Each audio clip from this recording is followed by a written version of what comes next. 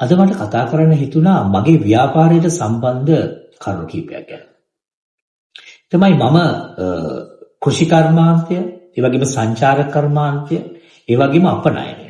මෙන්න මේ ශේත්‍ර තුන මූලික කරගෙන තමයි මගේ ව්‍යාපාර කටයුතු මේ වෙනකොට ක්‍රියාත්මක වෙන්නේ. මම දැක්ක මේ මෑත දවසකදී ලෝකේ අපනයනය කෘෂිකාර්මාන්තයෙන් යැපෙන රටවල් නැත්නම් කෘෂිකාර්මික රටවල් ලෝකේ අපනයනය කරලා තියෙන ප්‍රමාණයක් පිළිබඳව. ඉතින් ඒ අතරින් ගත්තාම ලෝකේ අපනයනය වැඩියෙන්ම කරලා තියෙන රටවල් අතර අංක 1 ඉන්නේ ඇමරිකාව. ඊළඟට බ්‍රසීලය. ඊට පස්සේ නෙදර්ලන්තය. දැන් ලංකාව කියන්නේ අපි නෙදර්ලන්තය කියලා කියන්නේ භූමි ප්‍රමාණයෙන් ගත්තොත් අපිටත් වැඩිය පුංචි රටක්. හැබැයි අපි 65500 ගණනක වර්ග කිලෝමීටර් ප්‍රමාණයකින් යුක්ත රටක අපි 30000 වර්ග කිලෝමීටර් 30000ක විතර අපි කෘෂි කර්මාන්තයේ යෙදෙනවා. හැබැයි අපි කෘෂි කර්මාන්තය කියලා කරන්නේ වැඩි වශයෙන්ම එළවලු, පළතුරු, කුළුබඩු කියන දේවල්.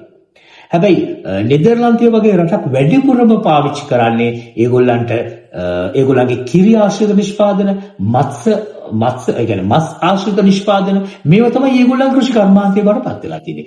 ලෝකේ වැඩිම ප්‍රමාණයක් විදේශ විනිමය ලැබෙන රටවල් බවට පත් වෙලා තියෙන ඒගොල්ලෝ කෘෂි කර්මාන්තය තුලින් අපනයනය කරලා.